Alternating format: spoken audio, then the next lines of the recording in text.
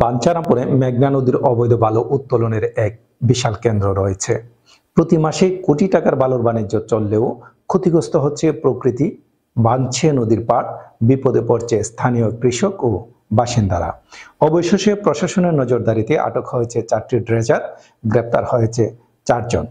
ফয়সাল আহমেদ খানের তথ্য ও ভিডিও চিত্রে দেখুন বিস্তারিত।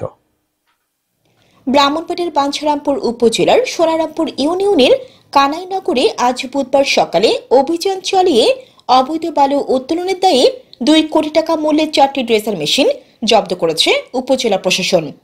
এই সময় অবৈধ ড্রেজার ব্যবসায়ী 4 জনকে আটক করা হয়েছে।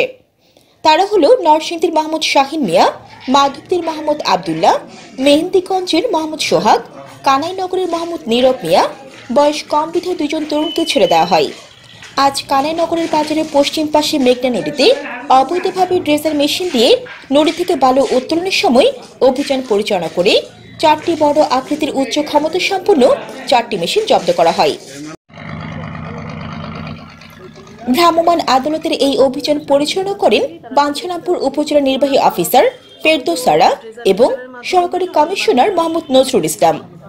স্থানীয়রা জানান, মেঘনা নদী থেকে অবৈধভাবে বালু উত্তোলন করে প্রতিদিন লাখ লাখ টাকা হাতিয়ে নিচ্ছিল বালুদস্যুরা।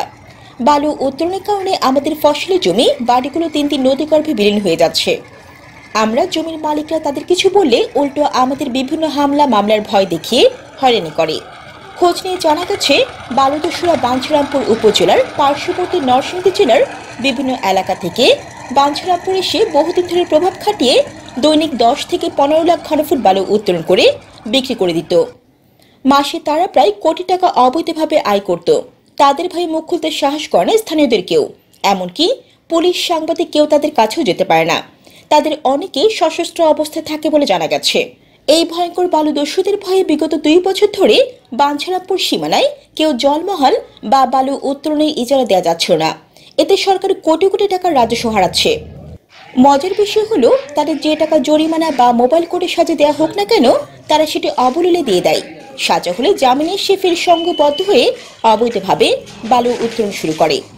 উপজেলা নির্বাহী অফিসার ফেরদৌস সারা বলেন, অভিযান পরিচালনা করে অবৈধভাবে বালু উত্তোলনের কারণে 2টি ড্রেজার মেশিন জব্দ করা হয়েছে। পর্যায়ক্রমে সকল অবৈধ বালু উত্তোলন বন্ধ করা হবে। আমাদের অভিযান চলমান থাকবে। তাদের মধ্যে হচ্ছে 2 জন নাবালক হয়। মুশরিকা রেখে একজন আত্মীয়ের কাছে আমরা সুপর্দ করেছি। আর বাকি প্রাপ্তবয়স্ক এবং অপরাধ স্বীকার করেছে যে এরকম 4 জনকে সহকারী কমিশনার উনি 15 দিন করে বিনাশ্রম কারাদণ্ডে দণ্ডিত করেছেন।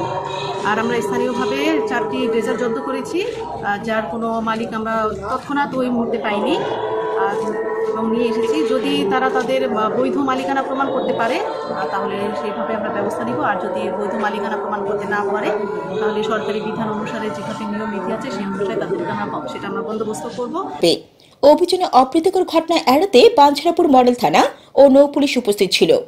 উপজেলা সহকারী কমিশনার বলেন, আজ মোবাইল কোর্টে বালুদস্যুতার কারণে 4টি ড্রেজার জব্দ ও 4 জনকে 15 দিনের সাজা দেওয়া হয়েছে। জব্দকৃত ড্রেজারগুলোর প্রতিটির বাজার মূল্য 50 লক্ষ থেকে 60 লাখ করে 4টির মূল্য প্রায় 2 কোটি টাকার উপরে রয়েছে বলে জানা গেছে। তবে প্রশ্ন থেকে যায়, এই অবৈধ বালুর ব্যবসার মূল হোতা কারা?